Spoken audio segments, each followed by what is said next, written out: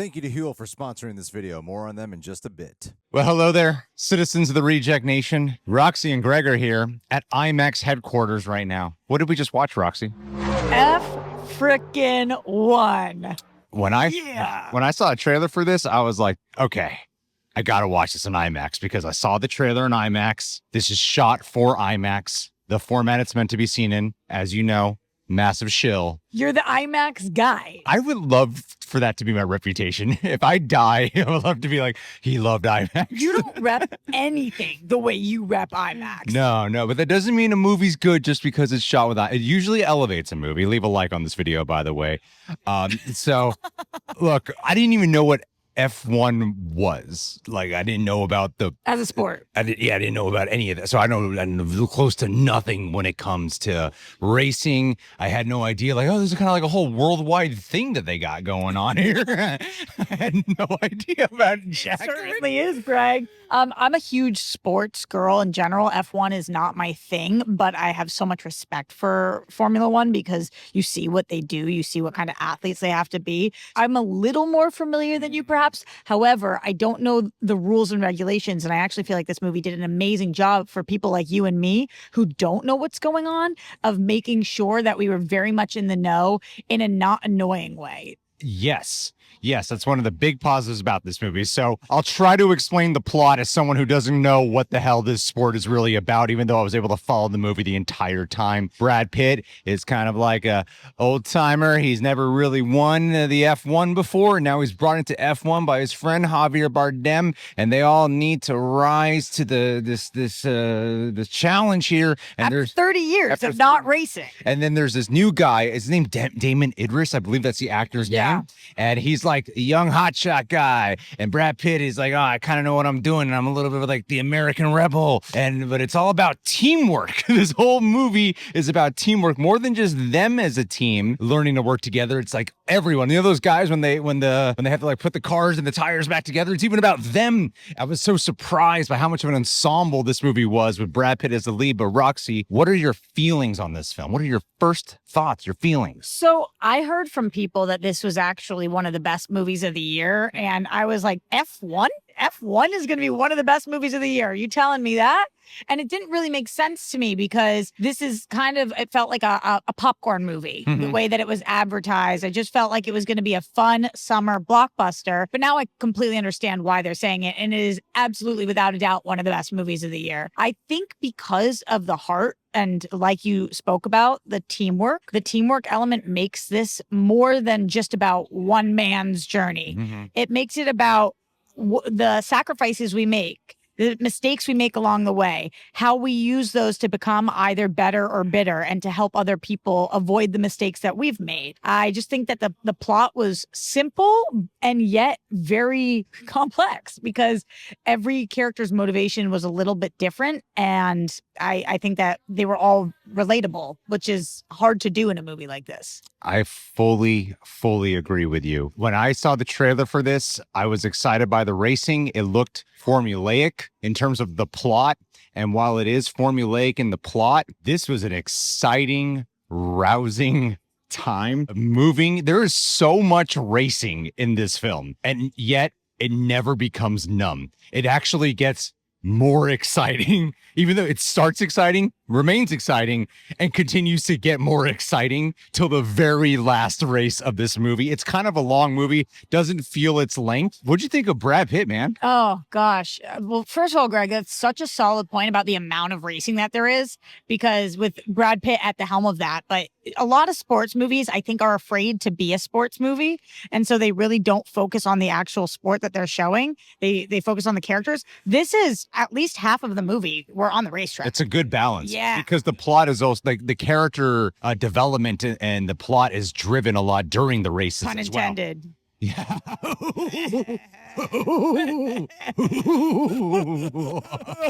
That's the kind of vibe this movie is, this tone that we're striking. Yeah. Yep.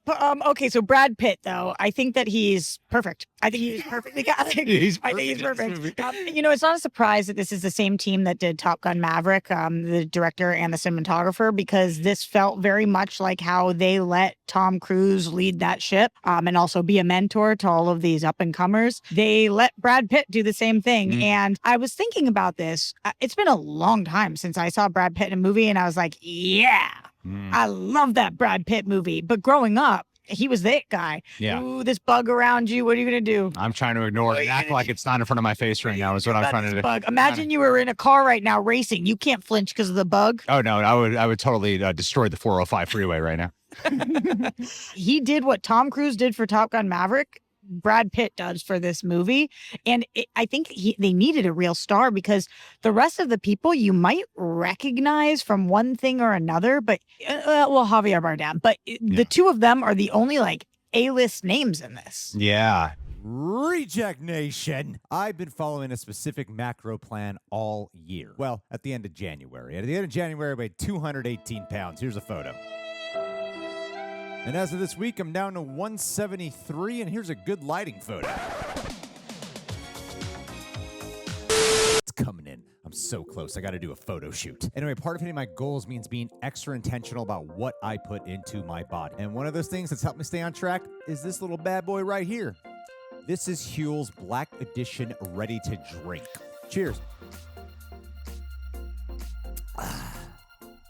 It's a full meal in a bottle. I just love chocolate. This is such a good chocolate drink. It's packed with 35 grams of protein, 27 essential vitamins and minerals, slow-release carbs, and very important for me, it's low in sugar. Diabetes and heart disease runs in my family, so I have to be extra careful when it comes to stuff like that. And this drink keeps me fueled, not just full. And yeah, my schedule's kind of all over the place. I'm working, filming, working out. So I need something that's quick, convenient, reliable, that won't sabotage my progress. And the taste... legit, it is smooth.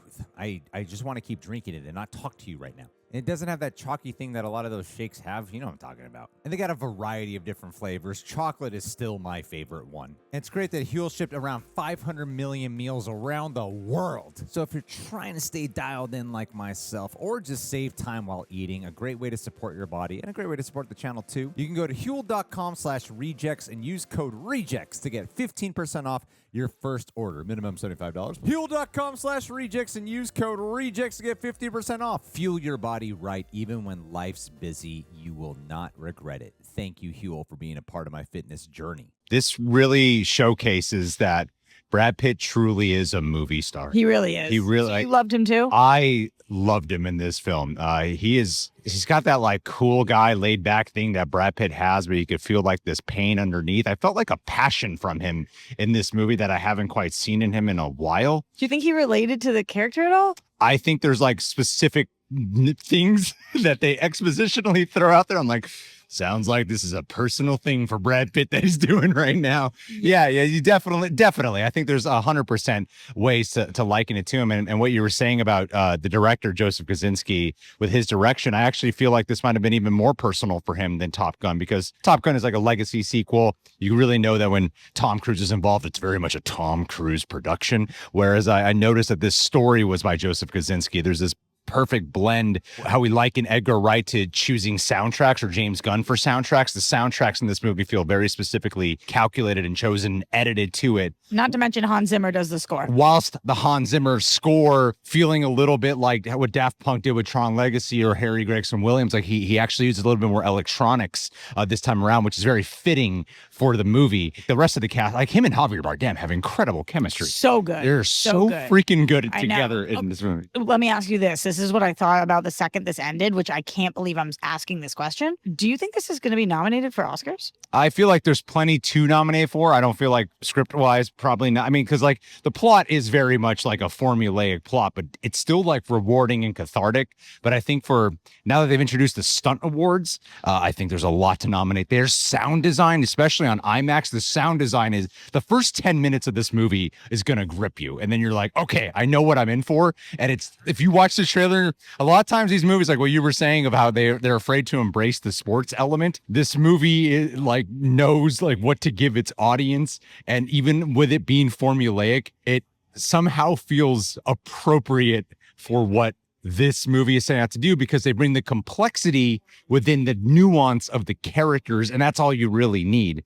because the racing scenes in here are the shit. Yeah, they're so interesting, and they get more interesting as we go, and you start to understand the sport even more as you go. So I feel like I'm getting it. That's so true. Is there a world in which Brad Pitt is nominated? I don't think so. I don't feel like Brad Pitt would be nominated for this. I mean, he's really good in the movie, but this is not the kind of performance. But it is a good thing of like, with Top Gun Maverick, I like, even though you got like Glenn Powell in there and you got Miles Teller, it still feels like the Tom Cruise show.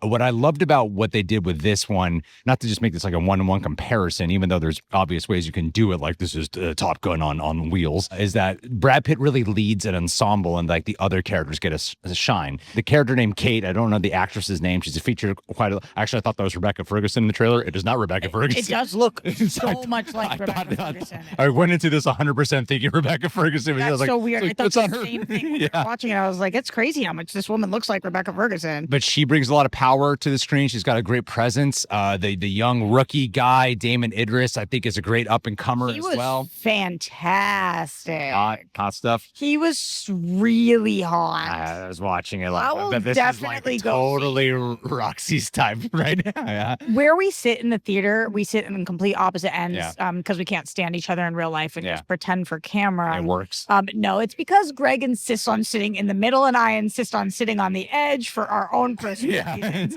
By you, was the theater cheering? Because anytime something would happen, like people were clapping, fist pumping, but in the best way. It felt like we were watching live sports. Yeah, this movie did not have, like, normally when we see a screening at IMAX, someone comes out and is like, turn off your phones or all that shit that I prefer that they do. And that usually kind of primes the audience to like be a little bit more engaged or whatever. And you could feel the movie earning its audience over quickly, and you could feel it earning its cheers. Like I was there, like nipple chills and all, hair standing on my body. Like I was like, wow, this is truly a film that I feel like people will be cheering about. It's sad to see that it's tracking low domestic. It's only tracking for like 30 to 40 million. When the movie, shocked to hear that. But damn, I really hope people give this movie a shot. Yes, it's an original movie. Yes, it might look like a formulaic in the trailers, but I like this way more than like Mission Impossible Final Ride. I thought this was an incredible time. Easily one of my favorite movies I've seen this year. Definitely one of my favorites of the year too. I also loved Mission Impossible, but this is an original, so it feels a little bit more elevated to me. Think even though it's not Tom Cruise, like, risking his life, it's Brad Pitt risking his life this time instead. I find it way more exciting than the last Mission Impossible. What did he do? Do you know Brad what? Pitt? Yeah. Oh, he did all the driving. He did all the driving. You could and they have a lot of great like POV locked off shots. Like so cool. Some of those I was like, there's no way he can be in the car for this. Oh, 1,000% he was. And like even when they take the time to do the POV of just the car, like there's this one sequence where you're not seeing the driver or the car. It's just the POV. Like you are the car. Yes. And it is like, this is even scary. Like you're not even seeing anybody. Yeah. This is scary. Yeah. I thought this was suspenseful, exciting, well acted, great music. This is like a cinematic experience. And yes, IMAX is the preferred format for sure. How'd you feel about the very end? That was fun. I think it's a good, I don't want to say any adjectives that would spoil it, but I think they still definitely know their characters, Okay. It doesn't feel like they constructed a movie, then they're like, let's just throw some characters in there, which is often how these movies can feel. They managed to find like this perfect blend. Feels very much like a classic Jerry Bruckheimer film. Yeah, I thought this was a thrill ride, and I hope everyone watches it. Do you have any final things that you want to? I think it's really smart that they had F1 people involved with production, because I think that this is going to be for non-F1 fans and F1 fans equally. And I definitely think that this is at the end of the year going to be on a lot of people's top 10 lists. Yeah. Oh, my final thing, directing and editing, masterfully done. I have no idea how they shot these sequences. Like, I'm like, did they get like a gazillion different angles and coverage? Even and then the figure out the editing? Yeah, the graphics, the cinematography, everything on a technical level, but on an enjoyment level. Wonderful. Thank you, Roxy, for being here. Thank you, IMAX, for inviting us. Did I hold this the wrong way, Greg? No, you're fine. No, you're totally cool. You just were advertising Rode microphones for everyone the whole time. Thanks for that big check you guys gave. And Brad Pitt was wearing a Ninja advertisement, like as in the brand, like the blenders and all that. And I just bought a Ninja blender for the office today. So I work at that office. Yeah, you do. Watch F1. High recommendation.